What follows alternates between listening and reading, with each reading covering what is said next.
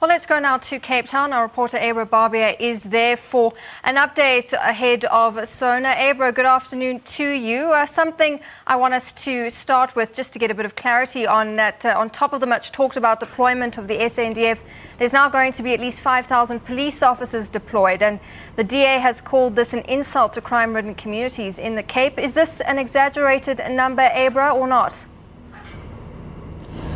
Look, Natasha, good afternoon, first of all. Look, Natasha, I have seen loads and loads of SAPS members all around the precinct and outside the streets of Parliament, and the perimeter's been blocked off outside. I'm not sure how far out it's been blocked off. I know the streets they were very chaotic this morning, and I know businesses around the area have encouraged their staff members, or have given their staff members approval to go home early today. I can't confirm that figure for you. I have been trying to call. I called the ministry. I called the police portfolio committee over here as well, asking, is this the figure that this figure that's floating about? Is it the exact figure? So I cannot confirm 5,000.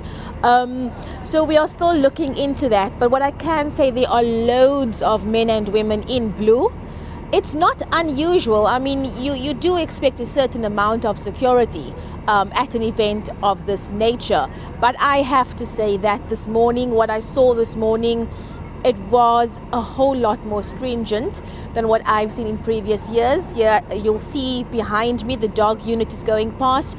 Of course, the dog unit's also been brought in. They part of the sweeping of vehicles. They are also stationed at security points.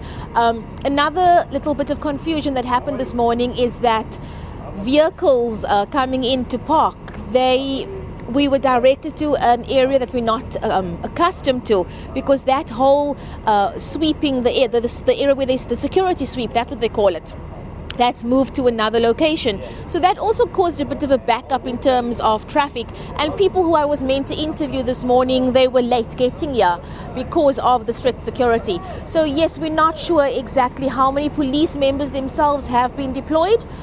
In terms of the Defence Force, we know what number that is. Of course, it's 441. But we've had assurances from the Defence Minister. We've had assurances from the Secretary to Parliament, as well as the Speaker of the National Assembly, that they will be based outside. I haven't seen a single member of the Defence Force over here, and they will only be brought in the event that there is chaos or an emergency. All right, but there was a lot of confusion around where they would be deployed. So is that definitely confirmed that they'll be outside and not inside? That is what I was told by the Defence Minister herself, yes. She says they will be stationed outside. Look, they are part of the ceremonial part of the day. They will come in for that, and then they'll be lining the streets outside. I don't know if the ones who are part of the ceremony itself, I don't know if they are part of those who have been deployed for law and order, but they are not inside. They are not on the precinct, and the minister did give her assurance. She guaranteed that they will be based outside. Usually, Abra, I want to stick with this SANDF thing. Usually when the army's deployed, it's because there's some kind of a threat. Is there something amiss there, or is there a worry that something will go wrong tonight? Well, I suppose that's the $100 question, because that's what we've been asking. Why today? And the answer I received was that they are here every year. So I asked if it was just a matter of that press statement that we got from the presidency, because I don't recall us ever getting a press statement from the presidency in previous years informing us that the SANDF was going to be here. So according to the principles of Parliament and according to the Defence Minister, it's a normal thing. They seem to think that we are making more of a fuss than what it actually deserves. It does feel unusual, especially because of the law and order part of that. They are here to maintain law and order, that is in black and white. Everybody's seen that press release. So, we are not making these things up. We got the statement from the presidency, and that's what's caused a lot of concern. Again, we never received that press release in earlier years, so we don't know where it comes from, why the need for it today.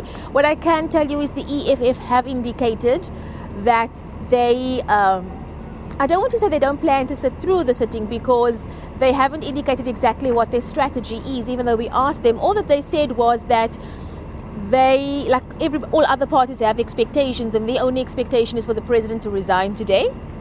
And we asked what would they do when that doesn't happen, and they said they're going to do everything within the rules of Parliament to try and have a debate on the issue.